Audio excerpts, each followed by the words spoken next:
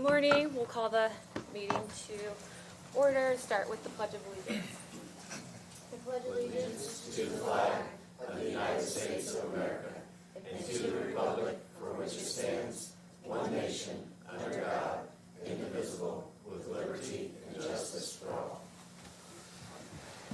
We have three real quick things before we get started. I received a request from the treasurer to remove her new business item from the agenda, and then the assessor to remove her 2 reappropriation requests from the agenda. Is there a motion? So moved. Is there a second? Second. Any discussion? I'm gonna do roll call vote, actually, sorry. Any further discussion? Okay, all those in favor will do a roll call vote. Councilman Lamar? Aye. Reiner? Yes. Plunkett? Aye. Ritchie? Aye. Williams? Van Harn? Aye. Hossetter? Aye. One last thing, I'm sorry. Councilman Reiner asked me this morning where my IU gear was, and I just need to put this out for everyone. Let it sit here for the meeting. It is the most wonderful time of the year. All right. All right, approval of the November 12, 2025 meeting minutes. Just have one correction, I think. Under new business, first bullet, just put Hosstetter after councilwoman. No worries. I move that we approve the minutes with that adjustment. Is there a second? Second. Any further discussion? All those in favor say aye. Councilman Lamar? Aye. Reiner? Aye. Plunkett? Aye. Ritchie? Aye. Williams? Van Harn? Aye. Hossetter? Aye. Legal update? None? Okay. Highway ordinance 2025-05-MVH distribution. Yes, please. All right, so this ordinance, you'll remember earlier this summer, we made a change, spring, to distribution. The statute has changed again. This one reflects the new statutory construction and then the way that the budget was built. So we wanted to get this passed in so that the ordinances, so that the money can be distributed the way that your budget for 2026 was passed. Are there any questions? So this is first reading. If you want to act on it, now you have to suspend the rules. And go back. Do we need to do it by the end of the year? I mean, that's really more of a question for your office. Yes. Okay. Is there a motion to suspend the rules? So moved. Is there a second? Second. Any further discussion? All those in favor say aye. Councilman Lamar? Aye. Reiner? Aye. Plunkett? Aye. Ritchie? Aye. Williams?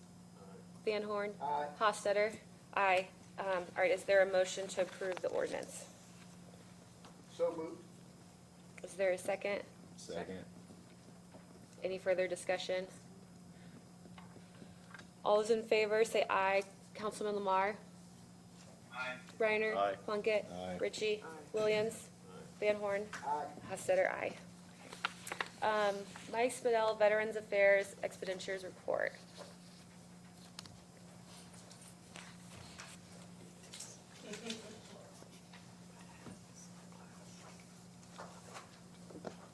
I have some paperwork to share with you guys so you halfway know what I'm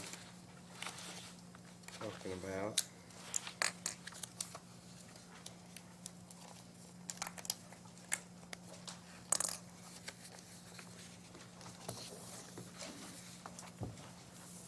I ran this by the commissioners the other day in my performance evaluation, so I was practicing on them, but How'd that go?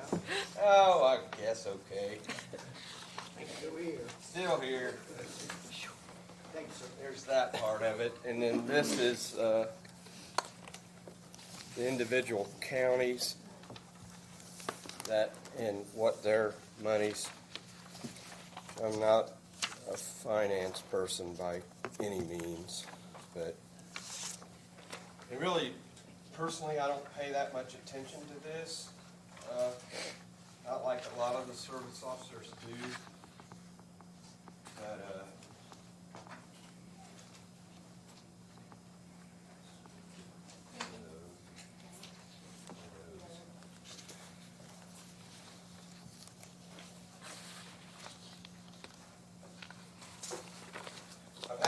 good year in the office with the claims. And I really want to emphasize that the claim part of it is just one part of it. You know, it's not the only thing that's done in the Veterans Affairs. It shows up the most because it makes money, you know, and of course we don't like that, but the sad part of it is these veterans are getting paid for claims that have been successfully navigated, but they also have to have something wrong with them, you know, something that they're being paid for. Most of them would give the money back if they could have their health or their mental health back.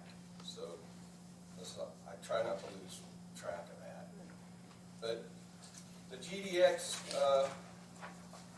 like I said, is something that some of the service officers over the years have waited for it to come out. It is, if you look at it there, geographic distribution of the government money that comes to the state of Indiana for Veterans Affairs. And then that is broken down into the individual counties. And it's on down there, it says county veteran service officers' experience in assisting in processing the claims continues to be the most significant, if not the only reason for millions added to the direct payments.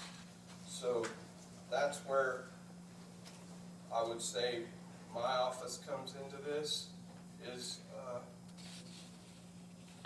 one, you have to learn the trade, just like anything. You know, you can't work with these people and be successful with it without applying yourself to learn what you need to learn to do the job. Would I say that I know it all? Certainly not. You know, there's never a time where you've seen it all or heard it all. See my old boss, John Merston, come in, and I thought of that, you know. That job there that I had before was ongoing and never learning. Same with this one. The difference in the bureaucracy of the VA is it changes all the time. They change the rules all the time, so it's very important to stay active in knowing what's needed to successfully do these claims. It is a big part of what I do, but it's not all of it. If you look on the second page of the handout that has GDX on it, you can see down there that different types of veterans. The most that we do, that I deal with, are the Gulf War veterans, and they're, you know, there's a whole, every theater of war or some conflict that we've been involved in has its own particular nuance that causes problems for veterans, and theirs is different because they were in the desert. But you can see that the Korean War veterans are dwindling down. The Vietnam veterans are still there, but a lot of those are in their mid-70s. And then the World War I or World War II veterans, this is barely visible on the graph. There's 16 of them in Boone County. So I know them all personally.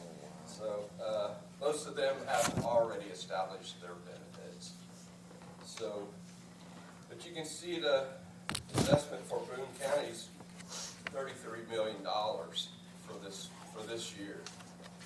And that is new in the fact that we got a new director of Veterans Affairs for the state when we got a new president. And always before, we had to wait till the end of the year to see this information. Now it's there, it's on their website, and you can go to it all the time and look. The guy is a Marine Corps veteran. He's younger than I am, and but really smart, really good business person. And the graph, the other handout that I gave you, you can see Boone County on there. Total expenditures last year was $39 million. Now how's that affect us? Those veterans spend their money here in Boone County, so you know it's it is a benefit to us, all of us. So, and those are all the different ways that those monies are distributed. You can also see, I printed it off for each individual county, and you can see those that compare to us in veteran population and geographic size. We're right up there. We're doing very well. So,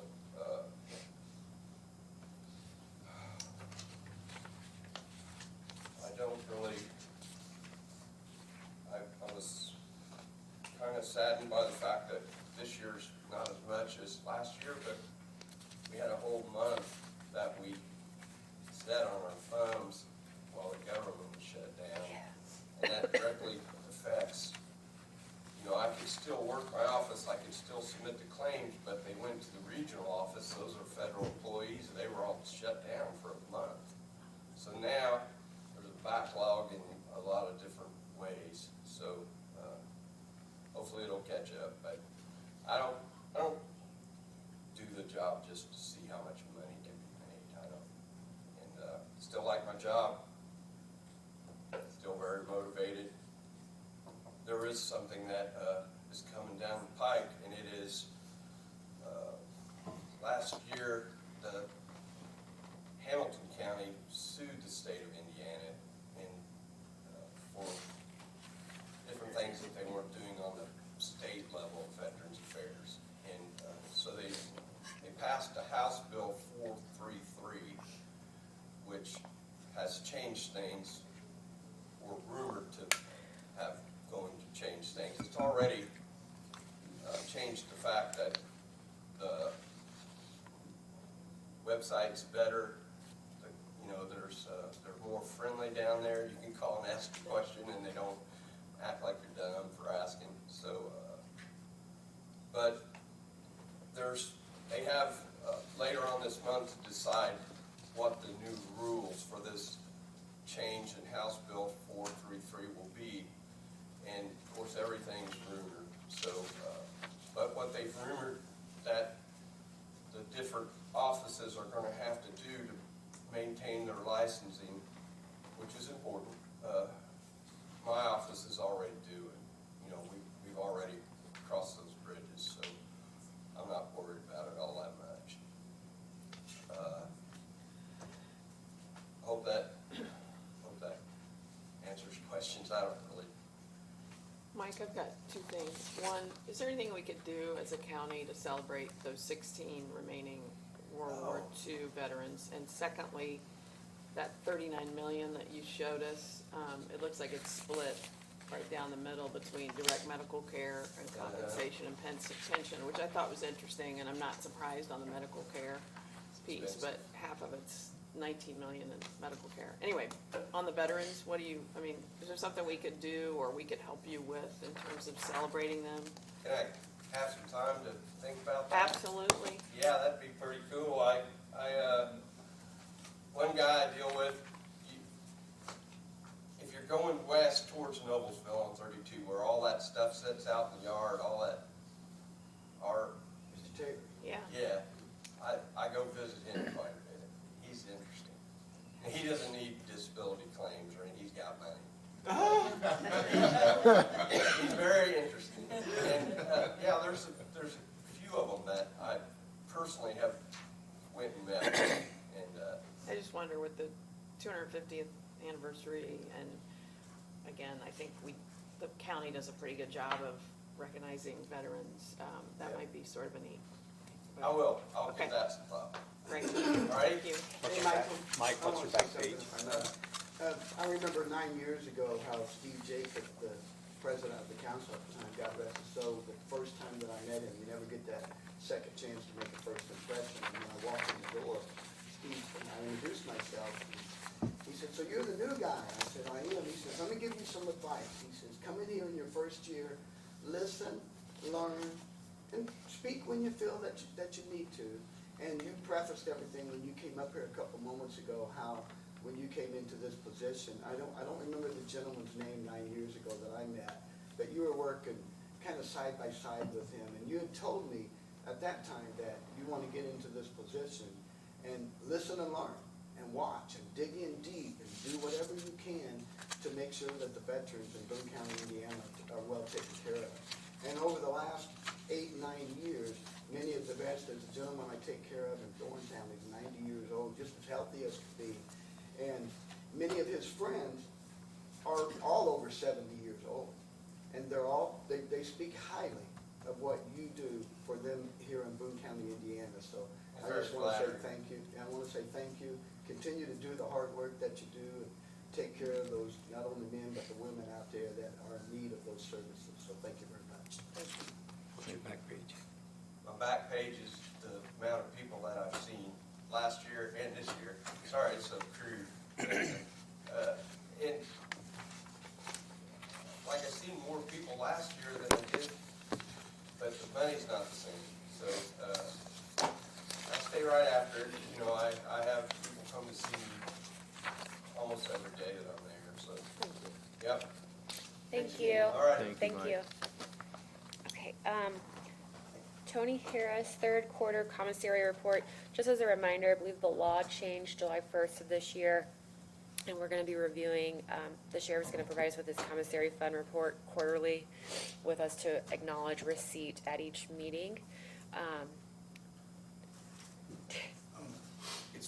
Because it's just an acknowledgement of your receipt, it's not an official action, there's a vote, I don't think you have to do a roll call. Okay. Thank you.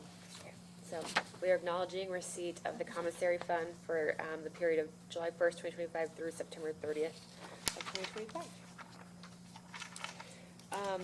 Bob Clutter ordinances 2025-06 and 2025-07.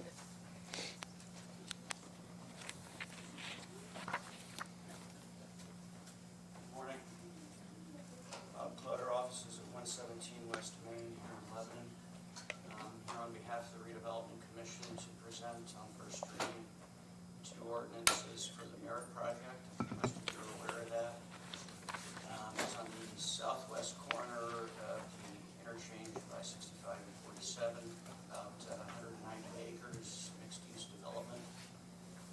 Some light industrial contractor facilities, residential and commercial later on down the road. The Redevelopment Commission has established a TIF area, formerly an allocation area for the project. It's zone planned unit development. And last Friday, I believe it was, the Economic Development Commission authorized the issuance of economic development bonds to pay for some of the infrastructure. The infrastructure will include the construction of Lincoln Road, reconstruction of County Road 350 West from Lincoln Road up to 47, and drainage, that type of thing.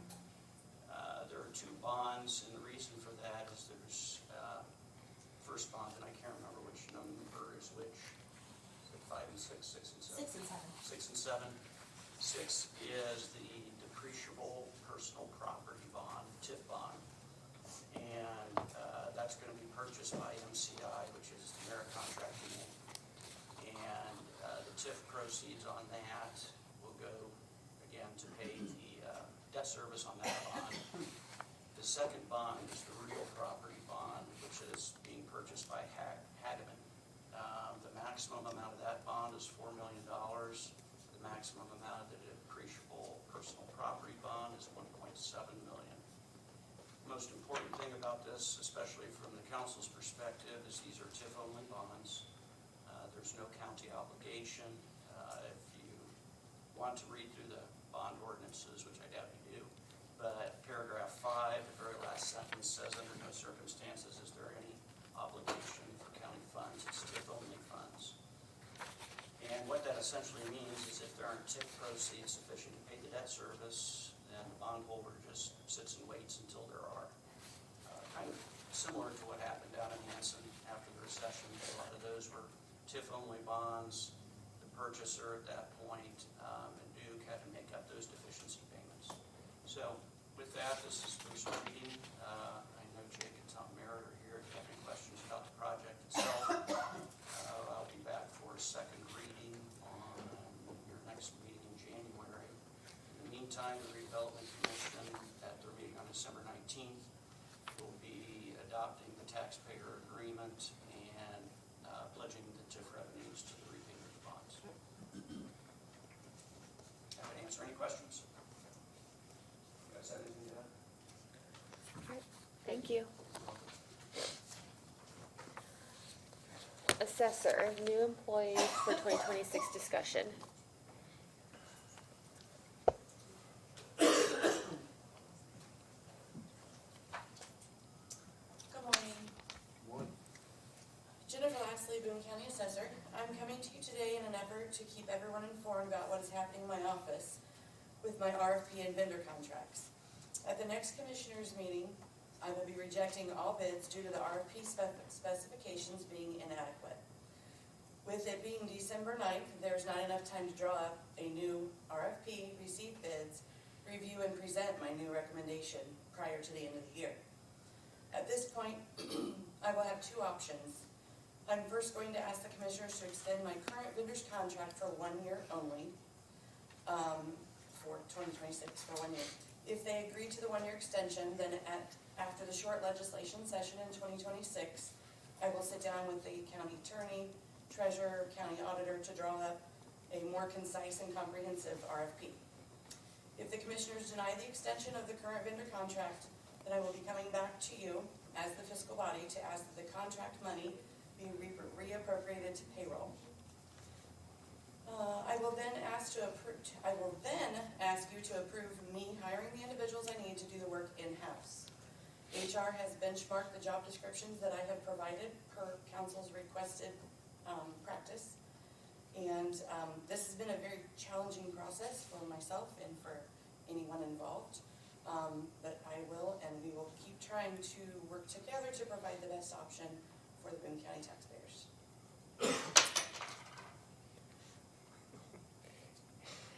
At least it lasted till I was done reading. Exactly. You got through there. Right? Any questions? All right, thank you. Thanks. I have a question. Yes. Who wrote the RFP? The RFP is one that has been used prior, has been used before, and that's the one that was used. All right, who wrote it then? I have no idea. It was before I was here. So I can't tell you who wrote it. If I knew the answer, I would tell you, but I don't.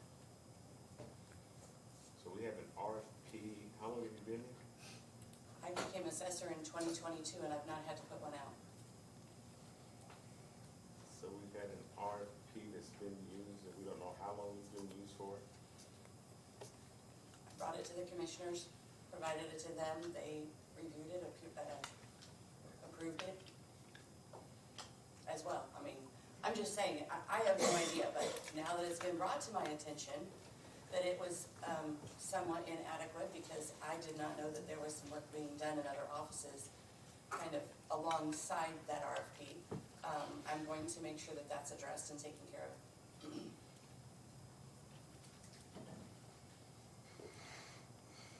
So you're asking for how many employees? If it gets to that, at that point, it would be 9 full-time and 2 part-time.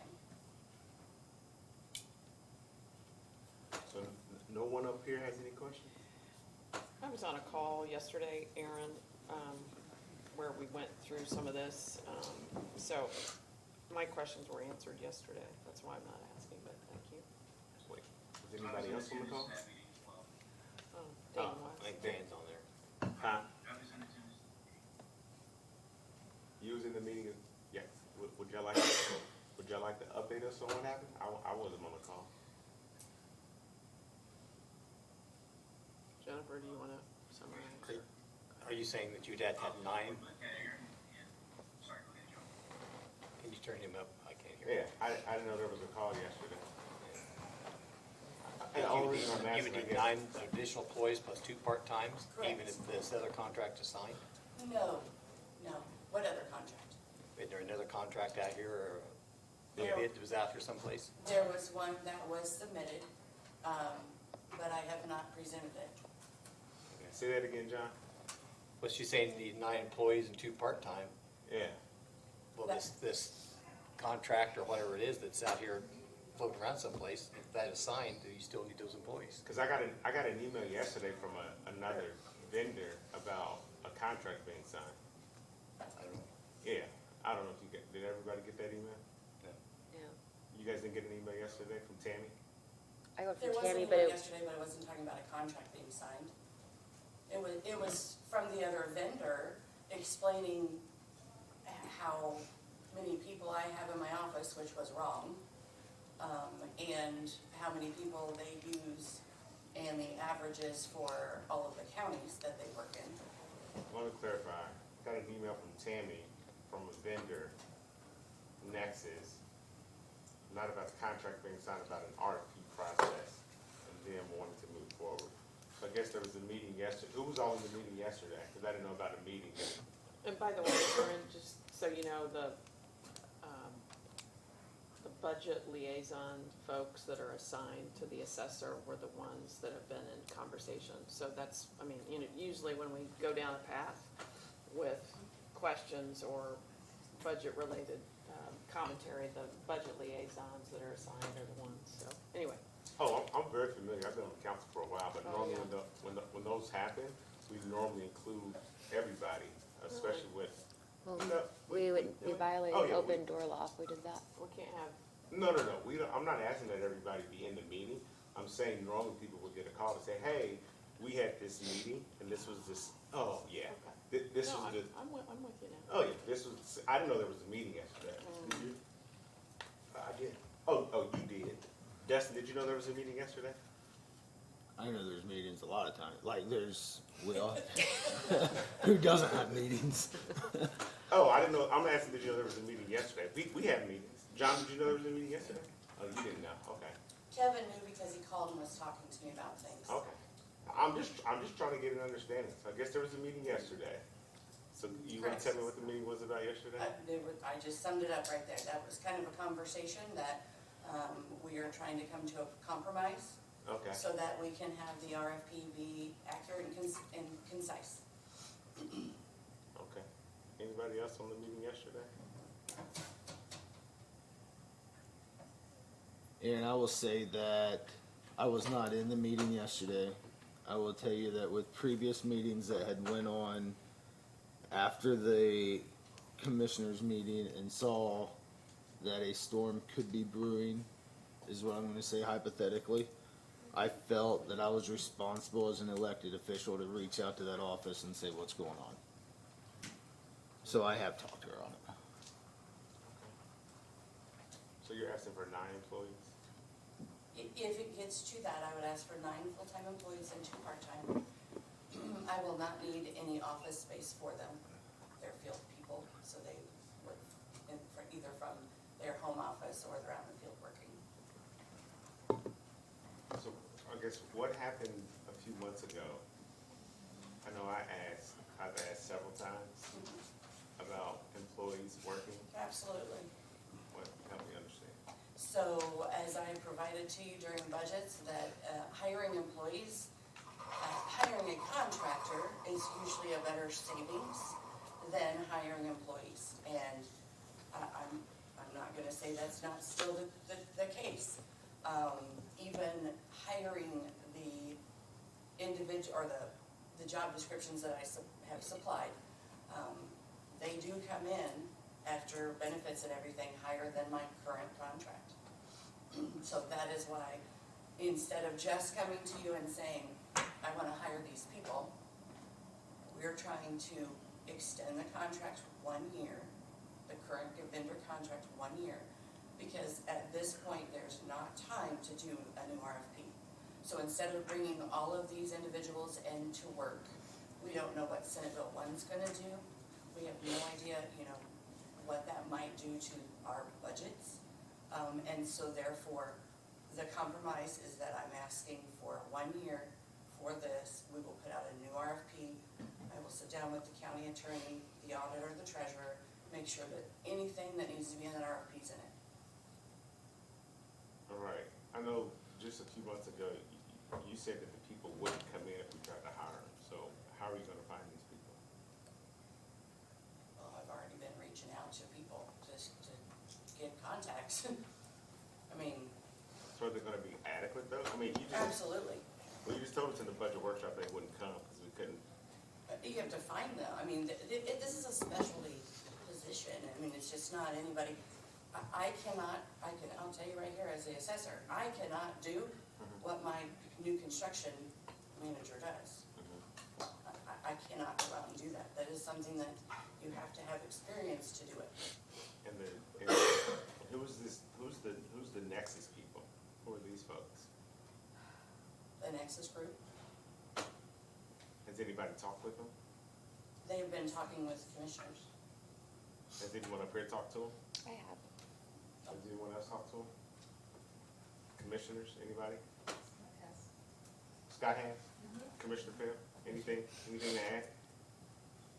You can come up to the podium. I'm just trying to get, I haven't been included in anything, so. It's voluntary. Voluntary? What do you want to know about Nexus? I'm just trying to figure out how we got here, like what happened. From the beginning of the story, an RFP went out. But you don't know I don't know where the RFP came from, so I'm sure you don't need it. A contract was coming due. I had asked the girls in our office, as a new commissioner, hey, I want to see I want to be involved in looking at stuff. So this rather large contract came through that expired in 2025. Rather The large, RFP. what do you mean rather large? I'm sorry? What do you mean rather large? Well, if you add the two contracts together for the service for the assessor, it was like $959,600 annually. And I just said, can we look and see? I have no idea as a new commissioner if that's reasonable, high, low, whatever. So I asked Tammy if she could look in our office. I said, could you look and see who's bid against this contract before? And we can't find anything in our records. That's what she came back and relayed to me, and I said, somebody surely had to bid against this. Can you look deeper? So our office can't find anything where they've ever been bid against. They did find where currently Guts started the contract in, I think, 2007. So, up to date, I don't know of anybody that's ever bid against this contract. I have heard that a company called Manatron maybe bid. I don't know the specifics of that. I don't think they're in business any longer. However, moving forward, Jennifer put out an RFP for the work, and toward the end of, I think a letter of intent was sent out. You have like 7 or 8 days, I don't know, a pretty short number of days to respond if you wanted to bid. And I asked the office, I said, we're coming toward the end of that, has anybody bid? And we didn't have any bids. And I said, is there anybody out there, can we find anybody to give us an idea of whether this is competitive or not? So the girls in the office called around. I think our HR girl got a hold of somebody calling other counties, and we got Nexus's name. So Nexus was called, asked, they didn't know anything about the bid, so they put a letter of intent in, and then they made that by the end of the letter of intent deadline, and then they bid by the deadline of that along with Guts.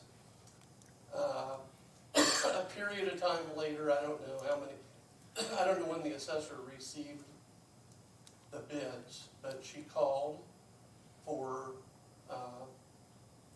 myself, Councilman Hostetter, Woman, Councilwoman. Councilman Lamar, to have a meeting in her office. She actually asked for Councilman Ritchie to be there, but she was out of the country, so I That's was correct. filling in for just a Yeah, woman. I forgot about that. She Did was I out say of the Councilman country. too? Sorry. Yeah.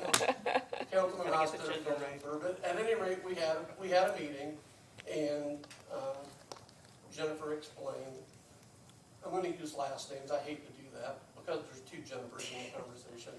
So Leslie had us come to the meeting, and she explained that we had Guts and we had Nexus. And she didn't speak highly of Nexus because said they were unresponsive due to they didn't have enough people to do the job. I have no idea, so I'm listening and I'm trying to take some notes as she's telling me all the deficiencies in the bid. So I got the proposals at the end of the meeting, and I said I'm gonna go over, I'm just gonna call Nexus and try to get some of your questions answered. So when I did that, I felt pretty comfortable after talking to the COO, which I've never heard of this company before this meeting. So anyway, I talked to this Brian Cusimano and told him what was going on. He answered all the questions. I felt pretty comfortable in an initial phone call, and I said, would you be willing to come up to Lebanon and meet with the same group of people? Who's that? What group of people? Who's what? What group of people? The group of people where we Oh, had the okay, meeting, okay. the same, so everybody would be in the same meeting booth. So he agreed. He said, yeah, I'd be glad to come up and answer questions. So all of us met, and Oh. were you back yet, Sherry? You were here for the Nexus? I Okay. was there. So she was back from her trip. We all met. And at the end of that meeting, I asked Jennifer Leslie, please ask every question you can think of, because I felt like they were pretty responsive. So at the end of that meeting, it seemed like there was still some, just, I don't know, there wasn't any improvement on anything. And I said, well, why don't we call Guts in? They've been with us, not only on this contract, Guts is a great company. They started with us back in the 90s. And I said, they've been a long time vendor for us. Let's call them in and see what they say. Ask them why they're so high or what the differences are. So, and we all agreed, we had that meeting. So, Wait, there's a lot of hold on, work I'm that's sorry. going in, Hold on. You had a meeting with Guts and Nexus? not at the same time. Okay. Yeah, Guts came up later. Now, I tried that dual meeting once, it doesn't work very well. But at any rate, I had went out on top of all these meetings, and Nexus currently does work for 20 counties in the state of Indiana. And I've called 19 counties at this point and had a response. I'm still waiting on one. I had to leave the room today because I just got one of the ladies that was really hard to get a hold of. But I've spoken to the assessor or deputy assessor for all 20 of these counties, and they give a resounding outstanding. I don't know how a company can be in business and have a better rating with 20 different counties. I would be, if I had a company like that, Do you know what size the county? Well, never mind. Go ahead. Yeah, I mean, I've got notes on what they said, but not one county has said they've ever failed, they've never been late. There's so many rumors floating around that I keep calling. I think you're sick of hearing from me. But I keep calling every time I hear something just to prove yes or no, if it's true or not. Nothing I found has been true. The DLGF, DLGF doesn't comment, but they have nothing negative to say. Okay. So that kind of brings us up to where we are.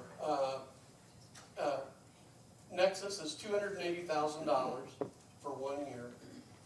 It's 125 and 155, respectfully, of those two contracts. Guts is at 959.6, I think, somewhere really close, over 950,000. Both for 1 year, both for the same thing. To the best of my ability, the RFPs match perfectly. However, What do you mean the RFPs match perfectly? the RFPs, the RFP gets turned in, and the RFP me the response? 'Cause there's The only one. response All right, there's only one. were the same. However, there is more work done that is not in the RFP, that the auditor has work done that is, we're not paying Getz, or it's not covered in a separate line for the auditor's office. And the treasurer's office has some work done that apparently is absorbed. But I don't believe those are assessor functions. I think it's a treasurer function and an auditor function that probably should be addressed separately. Is that what you were talking about? You gotta do the RFP. Okay, Yeah. all right. So they are correct. There is other work that is not in the RFP that comes from somewhere, but I have a hard time thinking $680,000 a year worth of work. That's the difference between the two contracts. So at the end of a 4-year contract, we're $2.718 million cheaper to go with Nexus. That's where I'm at with it, so. Is it a 1-year contract? They're 4-year, but I break it down per year to make it a little easier. So 1 year for both contracts for Getz is like $959,600. And the same thing with Nexus is $280,000. But it's a 4-year contract? Is it a 1-year Yes, contract? Yes, or- yes. So what is the savings? I'm sorry? What is, this 2.7 million is over 4 years? Yes. That's what the contract would save if we changed vendors. It's 2.7 million. 2.718. Yeah, 959,600. So, I'm sorry, I don't have that number written Yeah, down, but I numbers, figured it for you real quick. Approximately how many hours are being non-billed from Guts to the rest of the office? For the auditor's office, I don't know. and correct me if I'm wrong, but I think it's like 1,300 hours, is that right? You have 1,300 hours? You don't know? I do know, it's more than that, but. this Well, isn't the- I Eric think this was a Goodnight stood discussion. up here at this podium in the November 17th meeting, I believe. I can't remember the date. And he said he thought it was between 800 and 1,300 hours. I don't know. I can only go off what the auditor says and what the CEO of the company says, I don't know. So okay, because he said that's what's in the RFP, is that the only other thing that's there? Is the hours not? That's the only thing I know of. No, Completely there's- different staffing amount. You were getting ready to ask what size counties they work for? Jennifer, can you step up to the? Mention the personal property office. Well, because I got this letter yesterday from Tammy, and then I called the guy. I was like, hey, I just heard a bunch of rumblings, and I just asked him, hey, what is this? And the one thing that he said that was key, I was just like, what happens if your cost goes up? I mean, I would say, what happens if our needs go up? I said, we're one of the fastest, if not the fastest growing county in the state. He was like, one thing that I can assure you, Councilman Williams, which caught my attention more than anything, is that one thing I can assure you is that our costs will not go up, and our staffing, we will make it commensurate to your growth needs. I was like, explain that, and I knew what he meant. I was like, explain that to me in layman's terms, so if you have to come in here and explain it to everyone else. He was just like, we will make our staffing levels adequate to your growth needs, and we won't charge you an extra dime. I don't know if he explained that to you all. Again, I don't know. Oh, he did explain that. Okay, good. Again, I didn't know that you all have had these meetings. No one is giving me an email or anything, so I'm glad we're taking time to explain this to everyone. But go ahead, Jennifer. If I'd known we were gonna get into this detail, I would have brought all of my information so that and I'll email it to you, so you can see what the difference in the facts are. Well, I would just say this before you include me in everything, because no one else has, and I appreciate that, because before I vote or make a decision on anything, I'm gonna ask, as you know, all these questions and details, because it's not just for me. We're spending taxpayer dollars, and whenever someone comes to me and says we can save $2.7 million, that's a lot of money to consider, and respectfully, I've asked you, and you know this is on the record, every year for the last 4 years, how can we save money? And I've intentionally said, can we bring this in-house?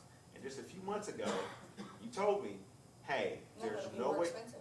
You told me not only would it be more expensive, Absolutely. you even said it is impossible for us to bring this staff in-house because the level of expertise and domain that they have. You even said with your liaison, they have over 200 years of expertise. They did, You told me that, and you said it would be impossible to bring them in-house. at So that much- particular point in time. Hold on. So much so that I have to go back last night and watch all these YouTube videos of our council agenda workshops.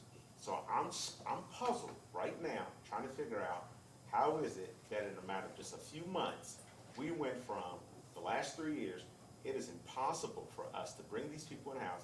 And I quoted it. You quoted it and said, oh, it's impossible for us. They have over 220 years of expertise. They would never come in-house. And a council member up here saying, oh my gosh, you're gonna save the county over $453,000, to now coming up here saying, we need this.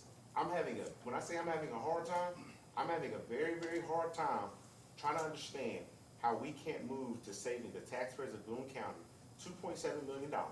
Never heard of any of this, and now all of a sudden, we gotta do this, and not a single person up on this dais has asked a question, except me, and everyone's like, oh, we've had a bunch of meetings, but go ahead, let me let you continue. So, try to answer all of that in a nutshell. First off, I want to say that the Nexus bid, there have been plenty of information that I have gathered. I have researched this and researched this and researched this. And I would be happy to provide anybody the information if they ask me for it, or if I didn't know that you were not aware of things. We don't talk on a regular basis, so I apologize. What I can tell you is that yes, absolutely, I said to you, I think it would be impossible to find the people I need to bring in-house. There are things that change. It is possible now, if I don't have my current vendor, to be able to find some individuals. I have been talking to several assessors, scrambling to try to figure out how can I get my work done, right?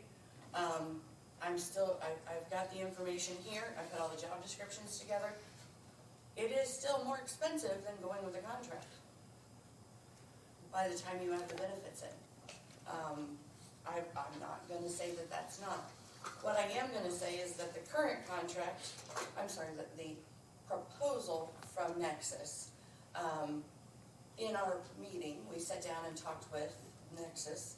I mentioned that because they have proposed 4 individuals.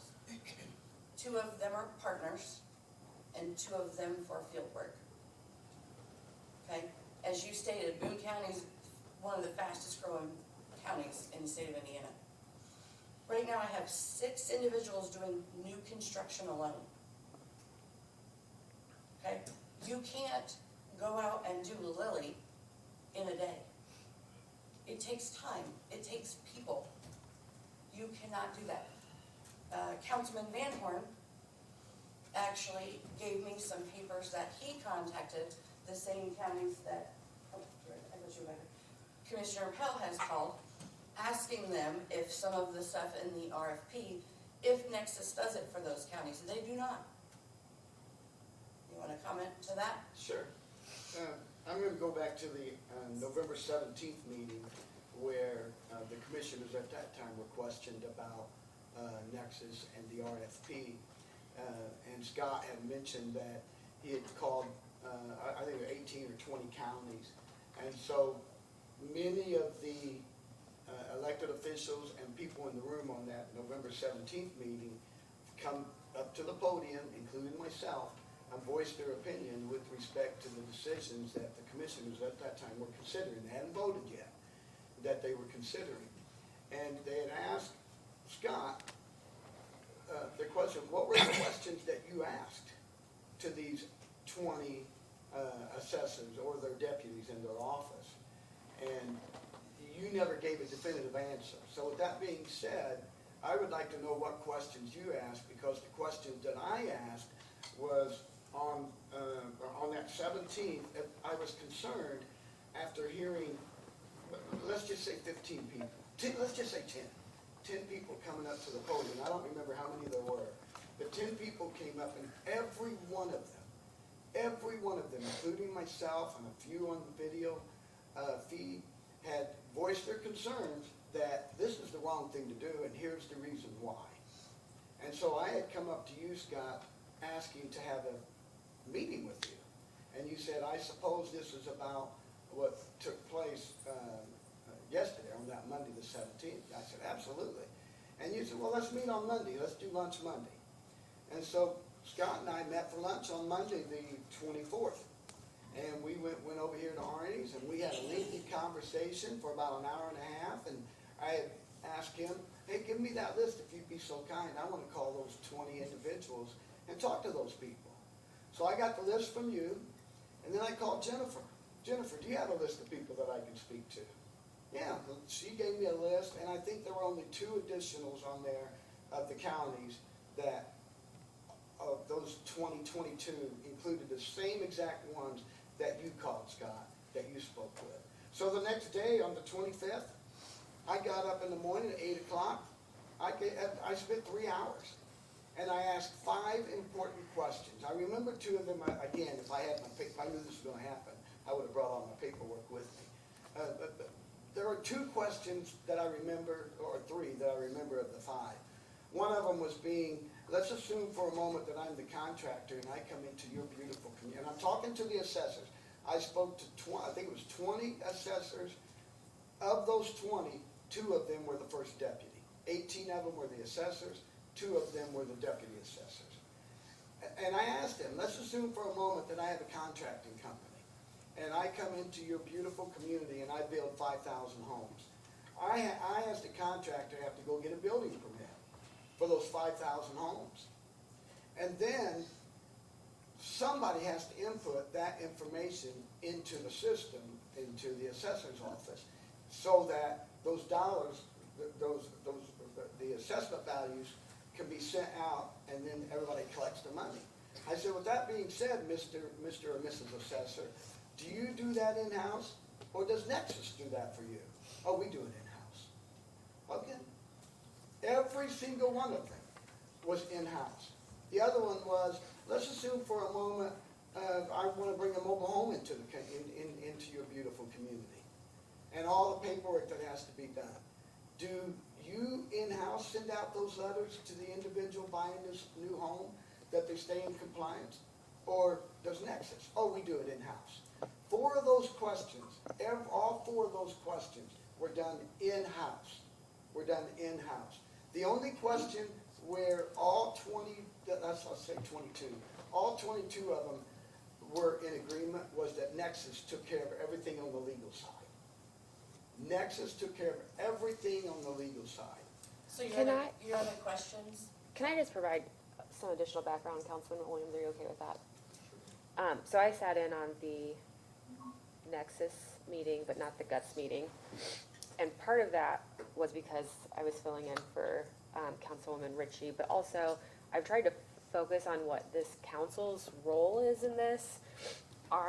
And Joel, I may need you to step in on these statutes for me, but my understanding is our role is to either fund a contract or fund salaries. And we have, in our budget, we funded a contract. As far as like the contract approval, we all know that is not up to us. And so I guess where I see where we're at today is there's 3 options and only one involves us. One would be extending what the assessor said, extending the current contract for 1 year and then redoing the RFP, reappropriating for salaries. Or I also feel, and I know the assessor disagrees with me, but I also feel like our RFP could be redone right now. But again, only one of those involves us, and so I've tried encouraging the assessor to share with everyone and keep everyone talking about what she's doing and what options she's exploring, so that we all have this information, so that if she comes to us in January and asks for salaries, no one's surprised. Or I've been watching the commissioners meeting, that's another reason why I know what's going on. If we see the meeting next week and there's this option to extend the 1-year contract, again, we all know what's going on. So there's nothing for us to vote on today. This is simply just trying to make sure council, commissioners, assessor, and even auditor and treasurer all know what's going on, because my understanding is there are some functions of this work that involves the auditor and treasurer as well.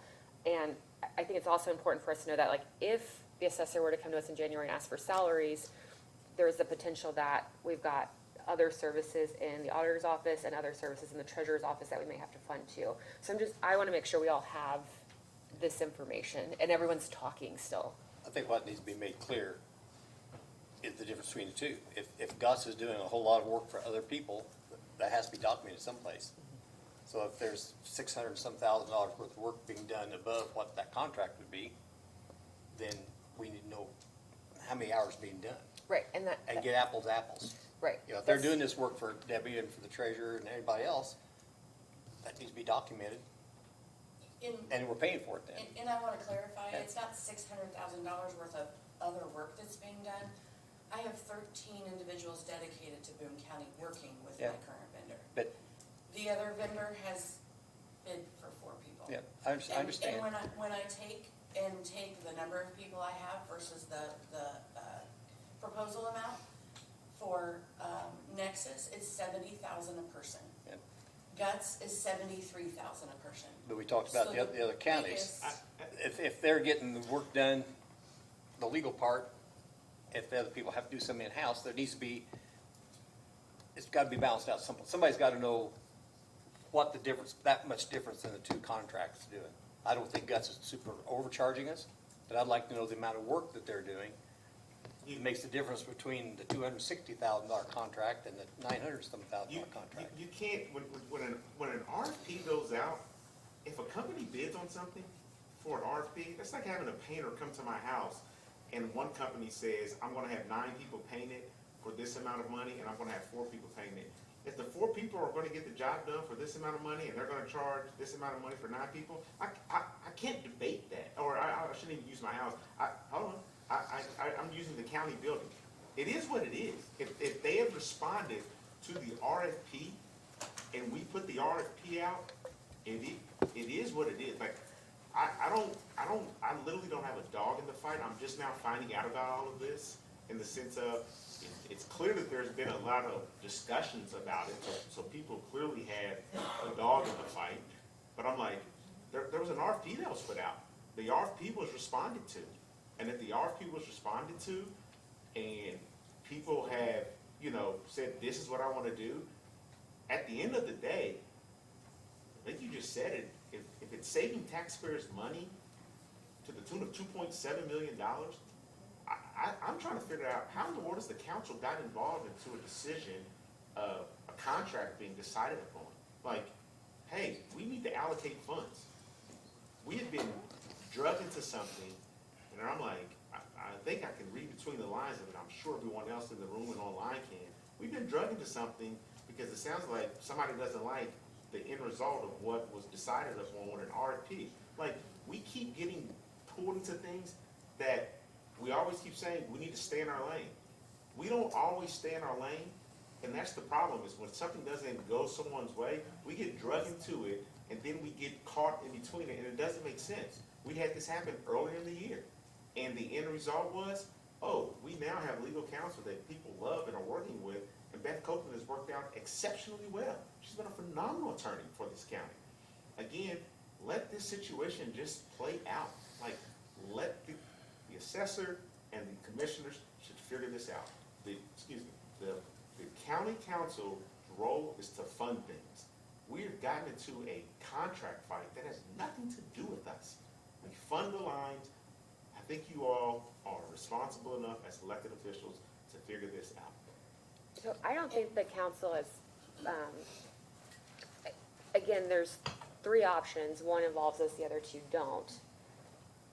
But I don't think we've been dragged into this. There is one option that does involve us, that we have to have all of the information.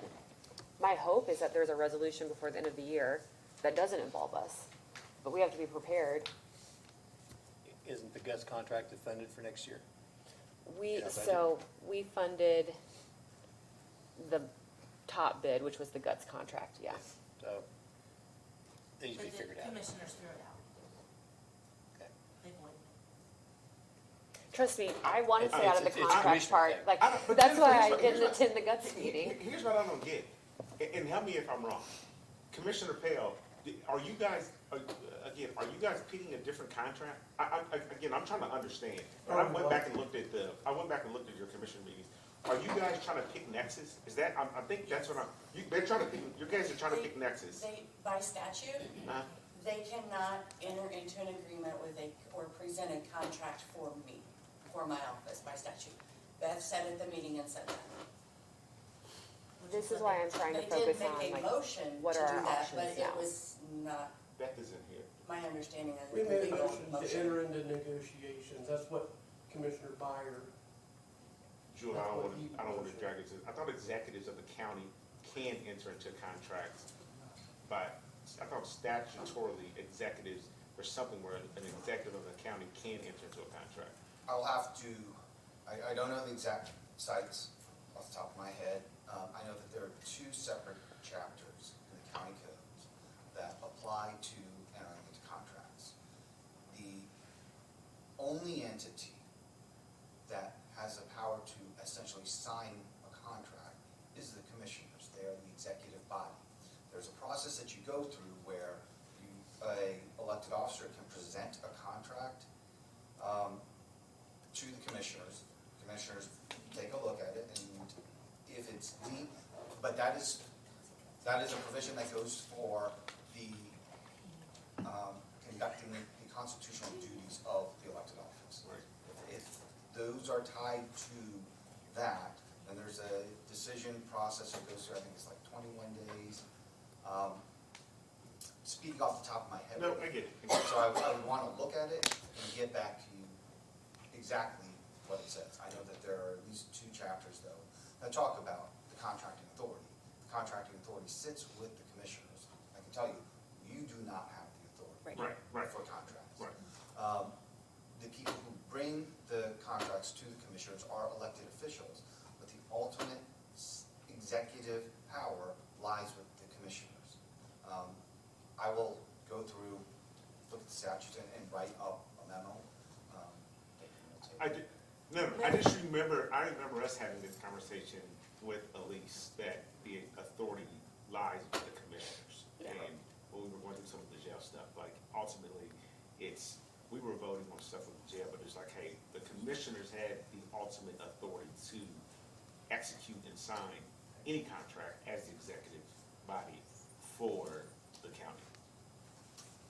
Yes, unless there's a specific provision which says otherwise. Otherwise. So, for you, the commissioners rejected my contract Right, I remember. when I came to. Right. But you have a specific section within the legislative body for the council that you can hire an attorney. Correct. Right, and so that's how Just I for was that. engaged for you. For us. So my understanding is, I think Attorney Copeland said this at the last commissioners meeting or the one before, that the commissioners cannot execute a contract that hasn't been presented to them, which is why I think we're now in the situation we're in. Is that correct? Yes, correct. Oh, okay, okay, Sorry. okay. And then my other understanding is that the statutes on whether she hires a contractor, brings it in-house, it says basically the council shall fund one or the other. That's why I think we are getting pulled into this, Aaron, is because of that. Well, when you talk about your obligation, people cannot place upon you as a council an obligation to fund something. You make that decision whether or not you're going to fund something. It's like the salary ordinances. You can go through and create the salary ordinance. That is the maximum that can be paid for that position, but that does not mean that you have to pay that. So you could have funded a contractual services line item, but that doesn't mean, okay, we got to spend all that money, right? That means Right. you've approved funding up to that. There's nothing that says you have to fund it a certain way. I think the statute that you're looking at is the shall language. Yes, But it's that you are the body that goes to the funding, not anybody, nobody else makes that decision on the funding. Right, but we have to fund one or the other, right? You have to fund what you believe to be responsible to carry out the duties of Okay. the county. Yeah. For the entirety of for the entirety. And that decision that we make, whether it's in the positive or the negative, however you decide to look at it, and I'll use the assessor's office, Jennifer Lashley's office as an example. If we decided, let's assume for a moment, that not to give her those employees, how in the world is she gonna get her work done to collect the dollars to come into this county to allow us to do what we have to do to get those dollars to take care of the business that has to be done in the county? With that being said, Aaron, with all due respect, the 4 versus the 9 painters is no comparison. My hope is in that with that new RFP, that based on those 5 questions I asked, 22 of them, 4 of those questions, nope, we do it in-house. We do it in-house. Based on those questions alone, my hope is that with the new RFP, that is included with, we want you to do this, and this. We understand you're gonna cover legal for us. Yeah. And with that being said, when that new RFP comes in, Guts is gonna give theirs, Nexus is gonna give theirs, and if there's a dozen others, they're gonna give it based on what you're requesting in that RFP. We do have a responsibility to be pulled into this with respect to the dollars, because if we tell Jennifer Lashley as the assessor that, no, we're not hiring those people, we don't have the money, then all of a sudden, it's gonna put a hold on everything coming into this county with respect to the dollars, and then nobody's gonna be able to do their job. Well, and this is an exception for the assessor because she has to have an RFP for this particular process. If I was to contract with somebody for services within my office and I already had the money appropriated, I could just take it to the commissioners through our contract procedures and present it to them. Hers is outside of a normal elected official's way of contracting, and it's set up by the DLGF this way. This is the only way she can do this. When I read the law that Scott gave me on that November 24th, I read it, the Indiana state law, and it was as black and white as could be. Man, it does look like you guys have control of this. You guys get to make this decision. That's what it looked like. And then I discovered there's another law from Indiana code that reads it this way. The assessor has the decision on this. You look at it, it goes both ways, and that's where an attorney has to come in. And if the attorneys can't make the decision, then thousands of dollars are gonna be spent for a judge to make a decision. Can you get us some info, kind of what you stated, and let me let you, because you're gonna comment. Can I clarify? I think you're referring to the AIC email, and I want to put this out there because I know this AIC email was going around. I didn't know about it until last week. I'm blanking on the gentleman's name. Someone from AIC sent an email that cherry-picked bits and pieces of 36, whatever the new statutes are, that are new as of July 2024 on contracts. Cherry-picked them. You have to read all of the statutes as a whole, though. If you cherry-pick them, yes, they read one way, but if you read them the other they read a completely different way. So Attorney Copeland sat down with a group of elected officials last week and went through that entire code section with them to provide clarification. So I just want to put this out there. If you are taking a position based on that AIC email, it is not correct because those statutes were cherry-picked. I've So, never seen it. I know. I haven't either. Nothing new. I haven't either. What I would, I didn't know about Yes, it till last week. I'll share it with you. I want to be mindful as to what you have on the agenda right now. Yes. I think the issue was just a presentation from the assessor. You're not being asked to do anything right now. Correct. You're not being able to take any action. Can't take any action. any action. I would like to take that opportunity between now and the next month to get more information. And provide this council with an opinion as to what your legal options are, right? What are the options the council has within your lane? But outside of that, I mean, I think you guys are, I don't know what else can be done today. Right. And I want to make clear, I'm with you. I know we weren't making a decision today.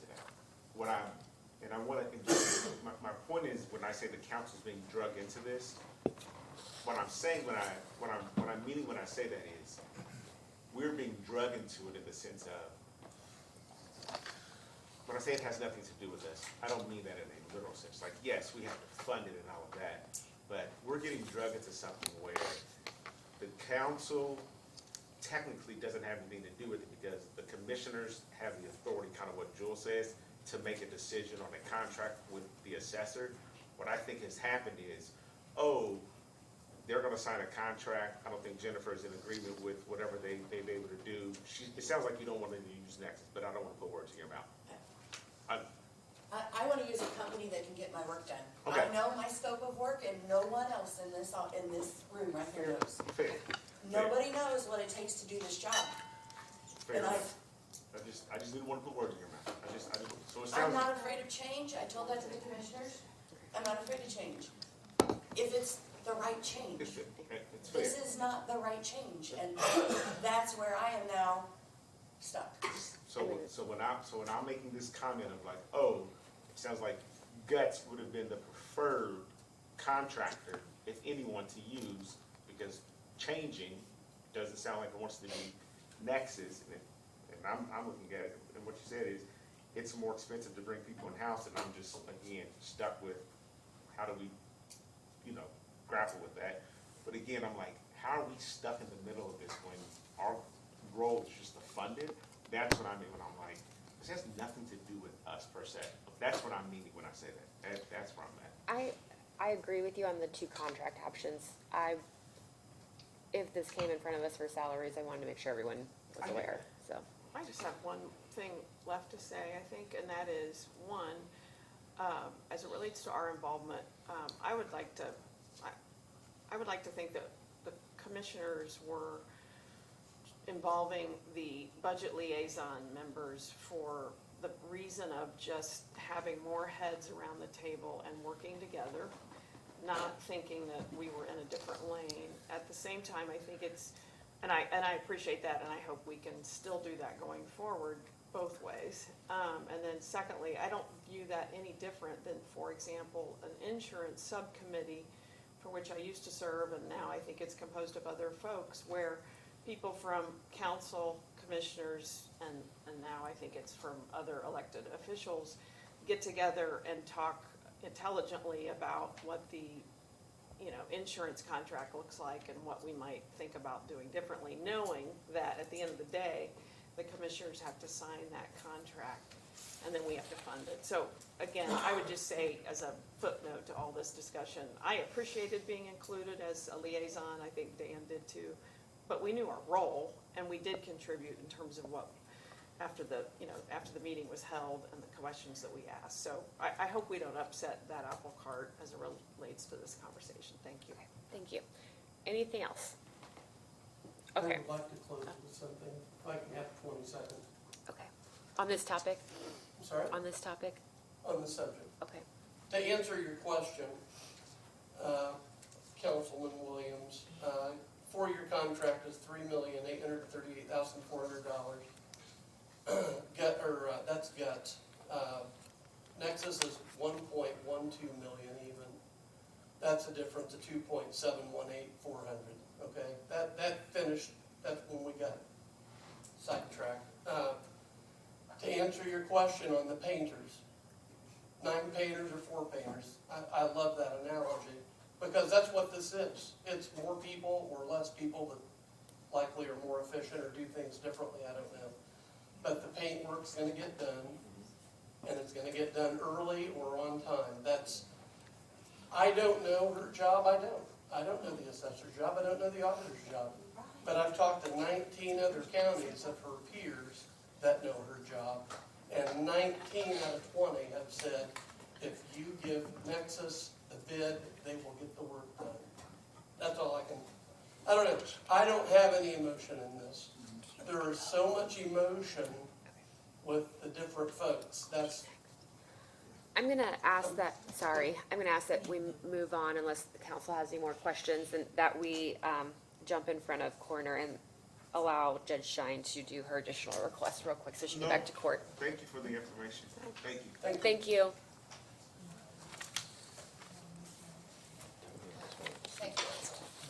Lori Shine with Circuit Court. Just want to apologize that I'm here again, asking for more money for our attorney fees.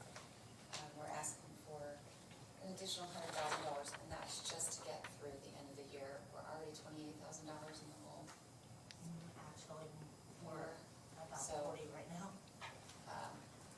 I have gone through, I've pulled our cases, I'm trying to figure out, I mean, we're just very busy. I mean, we've got significant mental health issues in our county.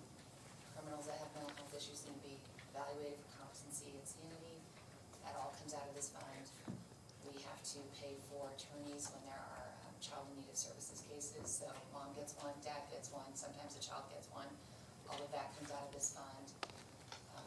Appeals come out. We've had, I believe the prosecutor's office told me we've had more jury trials this year. And regular trials, contested trials, which all the appellate fees come out of this fund. So we're just very busy. And I thought we were gonna have enough money to get through the end of the year, and we just don't. So I'm asking for an additional to fund our proper fee fund. Thank you. Any questions? Any discussion? Thanks for the hard work you guys do over there. We're growing. Yeah, absolutely. I'll We're let it growing. finish. Is there a motion? Yeah, I'll make a motion to approve it, thank you. Okay, is there a second? Second. Any further discussion? All those in favor say aye. Councilman Lamar? Aye. Reiner? Aye. Plunkett? Aye. Ritchie? Aye. Williams? Aye. Van Horn? Aye. Hofstadter? Aye. Thank you. And John, I have a question for you, separate. Would it be helpful, maybe next budget session, if we combined the 3 proper attorney lines and you 3 pay out of the same one? I would not want to speak on behalf of Judge Kincaid or Judge Pettit. Certainly, if you want Is that me a to take that discussion back, we maybe? could discuss it. Okay. I didn't Certainly, know if that we could would help. discuss it. I mean, it's all coming from the same Right. county general fund, Yeah. but, you know, they've been here a little longer than me, so I'm not speaking on their behalf. Sure. But I can certainly bring it back to them and ask them a position on that. Thank you, thank you again. Oh, Public hearing. yep, I'm sorry. We're gonna have to redo that. We're gonna have to open up for a public hearing. I'm sorry. Oh, okay. On their request. Okay, so we'll open up for a public hearing this time on Circuit Court's request for an additional $100,000. If you'd like to be heard, please come to the podium. You'll have 2 minutes to speak. I'll notify you of your 30-second warning by waving this red folder. Please state your name and address. And again, this is just to be heard on the additional request.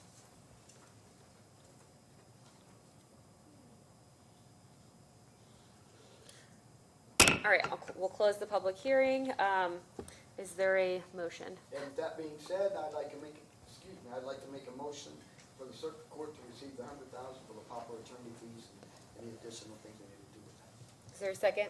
Second. Any further discussion? All those in favor say aye. Councilman Lamar? Aye. Reiner? Aye. Plunkett? Aye. Ritchie? Aye. Williams? Van Horn? Aye. Hofstadter? Aye. Thank you. Okay, let's go back to the reappropriations request from Coroner's Office.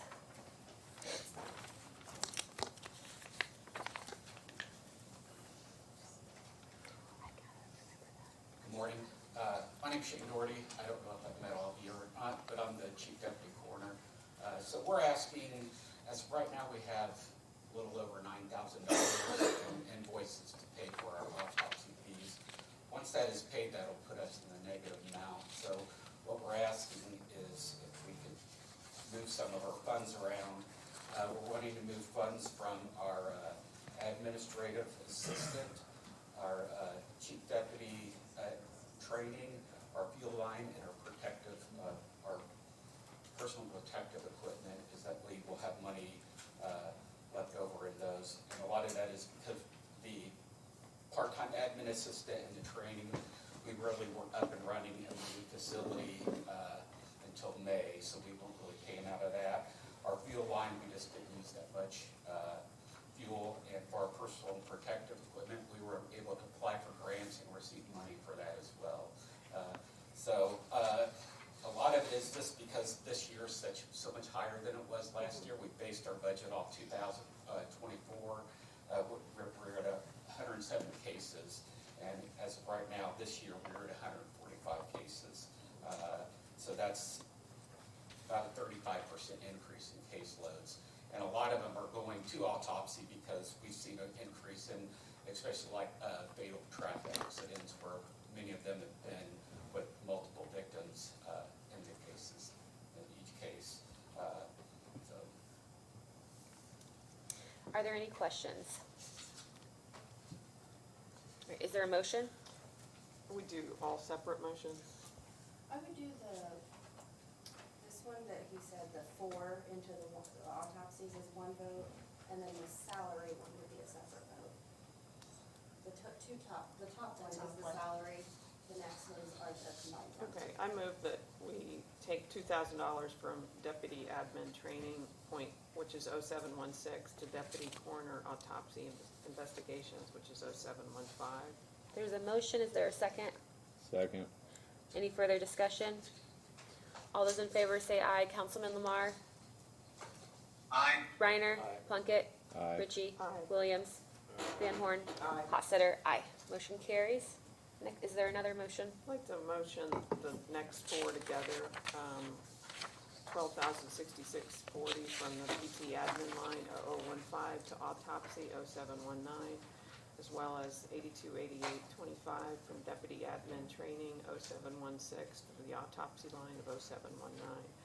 And the coroner, and the 5145.67 from the fuel line, which is 0059 to autopsy 0719, and then lastly, 6480 from the PPE line 0720 to the autopsy line 0719. There's a motion, is there a second?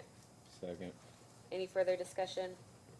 All those in favor say aye. Councilman Lamar? Aye. Reiner? Plunkett? Aye. Ritchie? Aye. Williams? Van Horn? Aye. Hostetter? Aye. Motion carries. Thank you. thank you. Salary ordinance, approval of the 2026 salary ordinance. We have a couple of changes, actually just one really. On weights and measures, which is in county facilities, 1,0380. That previously rate was based on a full-time employee. It is a part-time employee, so I need approval to pay the 2517 rate. As you've always set the part-time rate between 15 and 20, unless they come to the council and ask for more.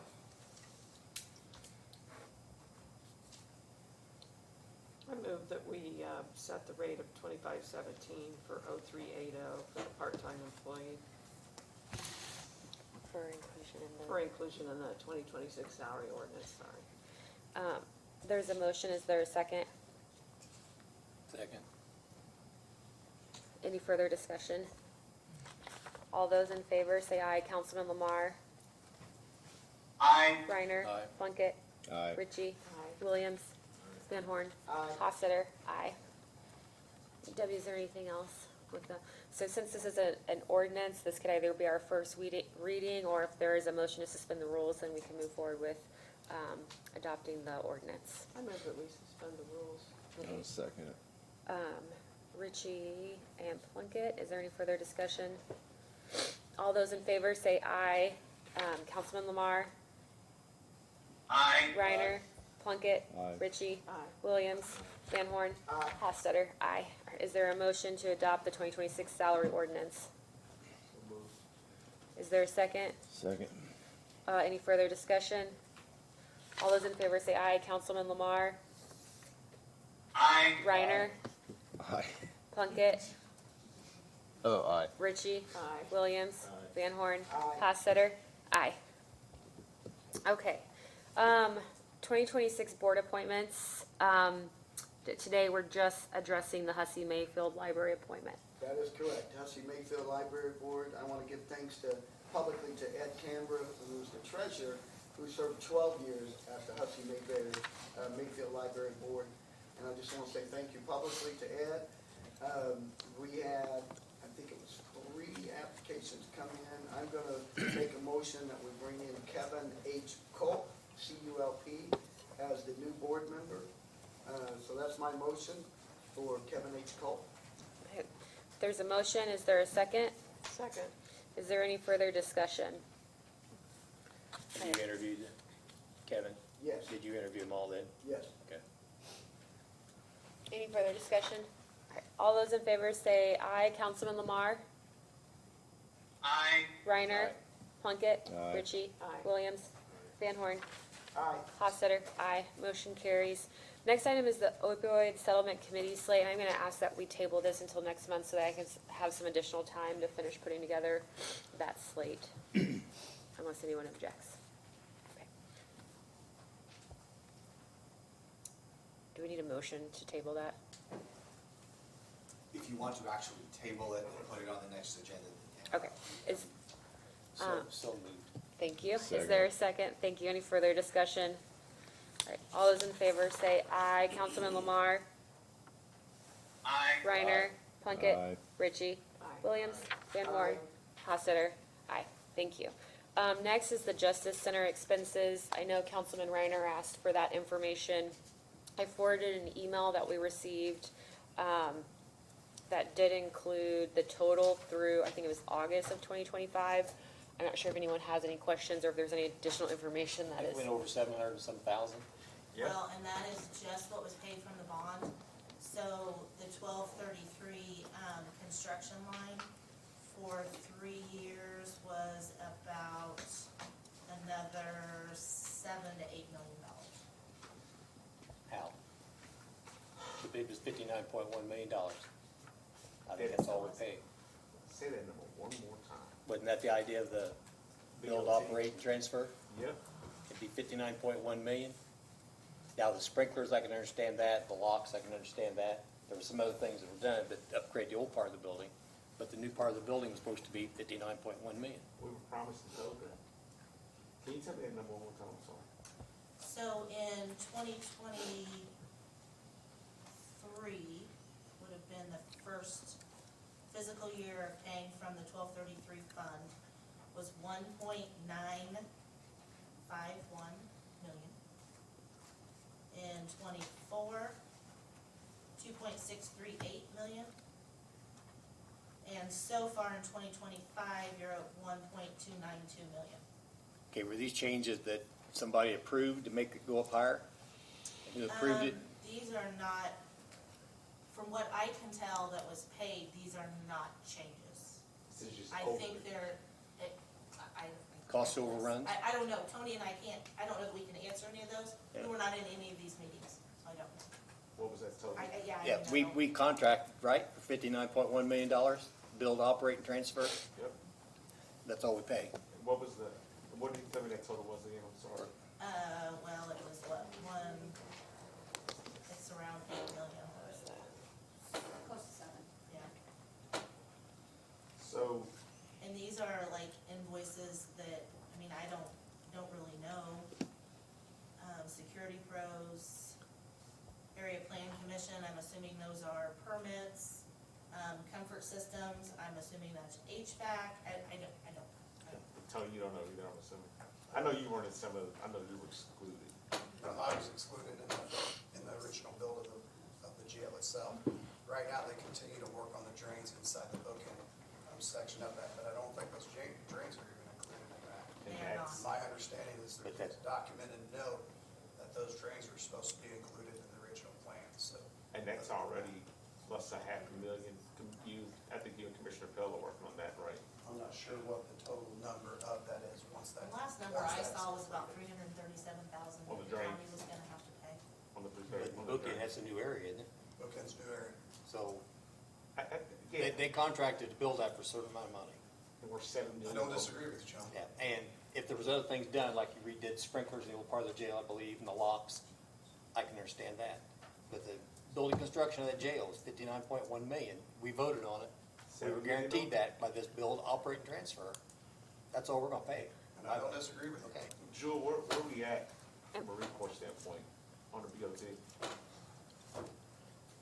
I'd have to look. You can But- get workout today, man. That Fitbit gonna shine tonight. But generally speaking, when you talk about a build, operate, transfer, the process gets you to the GMP, a guaranteed maximum price, and you get into an agreement for that guaranteed maximum price. It's a contract. And it will talk about the time when a change order is approved and things of that nature. But I'd have to read the contract. I don't know. Maybe I'm not reading this correctly. Aaron or John, maybe you can help me. It says that we were over 771,406.89, but then with the accrued interest on the bond, we actually have like 2 million left. Maybe I'm not, Spend. right. I mean, that's, yes.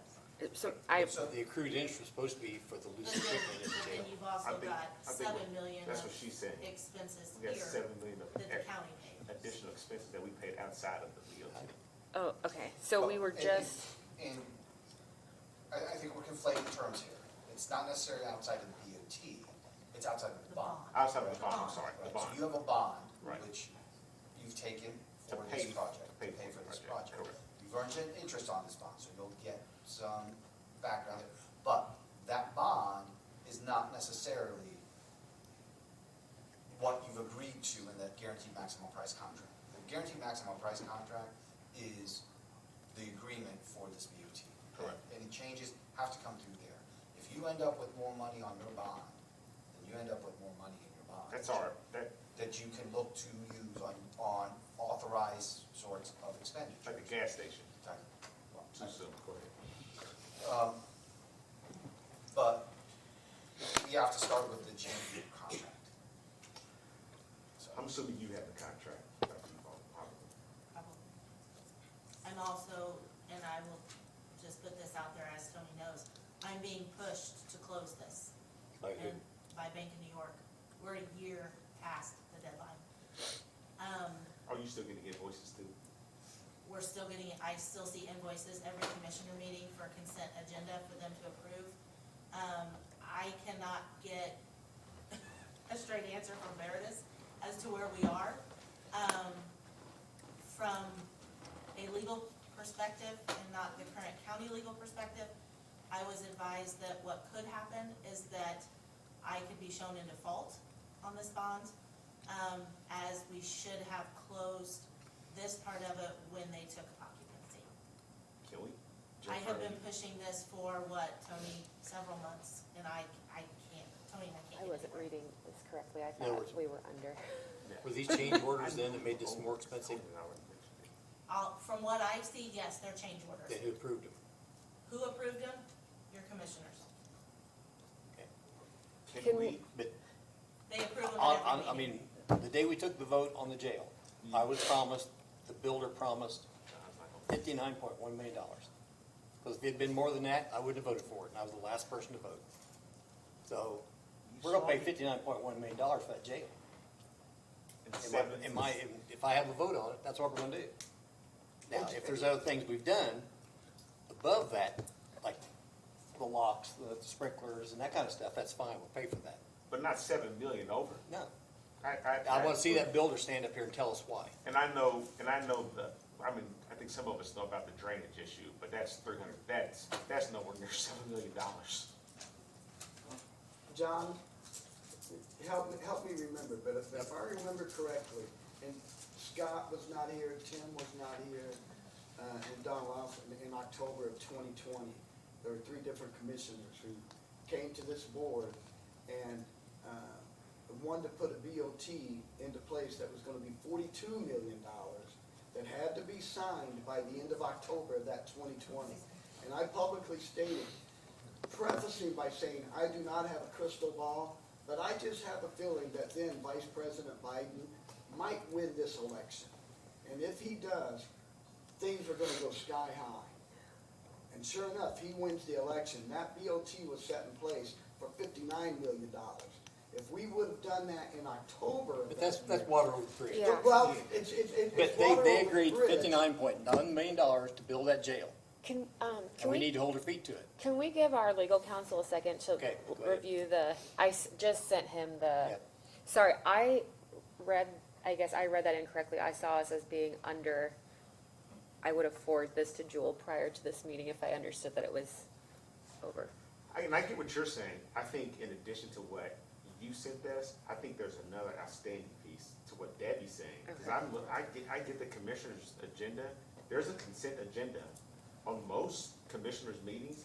Every meeting that I'm looking at that has a ton of approvals for additional invoices. So even outside of what the 700,000, there's almost $7 million in additional expenses that are outside outside of the 59.1 million. So we're looking, if you listen to what she just said, you're close to $8 million. So it's the 700,000 plus the 7 million, you're $8 million over. You're close to $8 million over the BOT. I wanna make sure, am I close, Debbie? Okay, you're $8 million over what we said.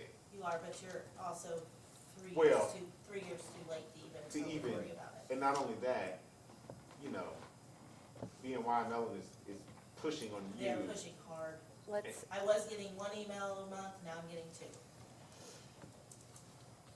So I know why you're confused as to whether it's positive. Normally, the brackets are different. Inverse. yeah. right? And then if there's a non, so I understand the confusion. It's in parentheses as if it's negative, but it's green, which means positive. Yeah, so I think we would have, the big thing we need to do is look at the contract and implement that. Okay. Councilman Ryan, I hear what you're saying. There are provisions within a contract that allow for you to go over a guaranteed maximum price, but I don't know what has happened here and the actions that were taken.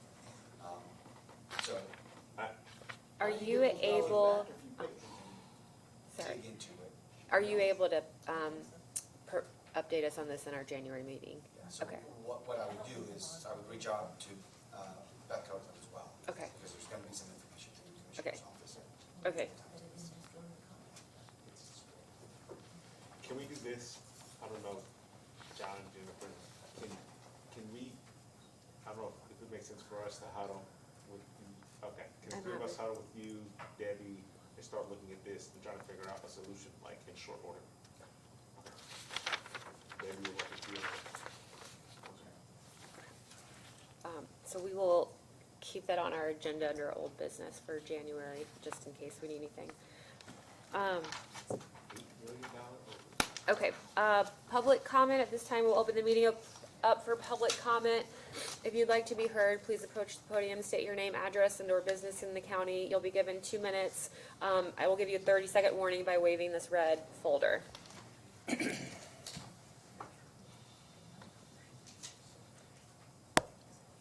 just have one quick question. Can you guys hear me okay? Yes, Commissioner Byer. Yes. Yeah, I was trying to say something during the, assessor employees. Is Assessor Lashley still in the room, or? Yes. Yeah. Yes, she is. So I just, kind of in anticipation of the meeting Monday, I just had a couple questions based on, like, I'm trying to play catch up on this whole thing. Yeah. I wasn't really brought in the loop till sometime in October. And, by the way, I do agree with, Councilwoman Hostetter that, and a new RFP would probably be the best solution here.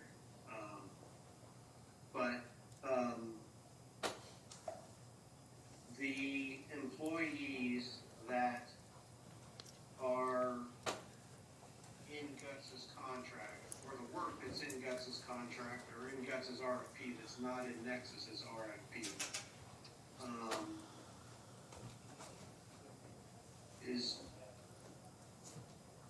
is related to the personal property manager.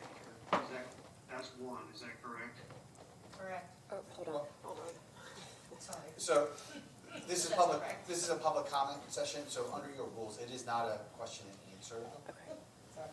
opportunity. So I advise the council to stick to the rules that you've set, because if you don't stick to those rules, then we start having First Yeah. Amendment type arguments. Commissioner Byer, did you hear That's our, fine. okay. And I'm not sure I Yeah, could that's answer fine. those I can- questions for you.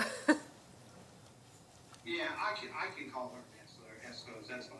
Okay, thank you. Any other public comment in the room or online? All right, council comment. I have one, just, again, more for budget next year, but hearing the circuit court come back up for pauper attorney fees, and then hearing the coroner, or deputy coroner say that they've experienced 35% growth in terms of actual autopsies, from this year over last. I just think we knew the growth was gonna translate into more expenses, more needs with the court system, with the sheriff's department. I mean, every department's being affected, so I would just say we need to keep that in mind when we go forward in next year's budget in terms of the growth is here. It's not gonna get any better, in terms of the needs, so that's all I had. Thank you. I want to Any- say Merry Christmas to everybody, have a Happy New Year. I won't see you again until, January, and go Indiana Hoosiers. So I may add that the APC did hire a director, so that's exciting. Also, a couple things on that note as well, as far as the area plan commission, the county is spending a pretty good chunk of money to update our comprehensive plan.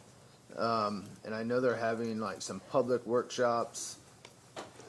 It was fairly, the last one that I went to out at the fairgrounds, and I don't mean this in a negative way, it's a, hey, let's get involved if you want your voice heard on it, because the APC is very, very big on getting your voice heard. I think outside of APC members, there may have been 4 to 5 people that was at that. 5. So that's kind of discerning when it's something that's such a big deal that we're spending so much money on, wanting to hear the public's input on it, and people aren't showing up to them. But I mean, I get it, everybody's got plans, right? But I think on the 17th of December out at Western Boone, they are doing it's another public meeting for the renewable energy ordinances, so come out. Thank you. Any other council members? All right, is there a motion? I'll make the motion we dismiss. I'll second it. Any further discussion? All those in favor say aye. Councilman Lamar? Aye. Reiner? Aye. Plunkett? Aye. Ritchie? Williams? Van Horn? Hostetter? Aye. Meeting adjourned. I'm freezing here. Yeah. No, 100%. Sitting on my hands. I was trying to not show it.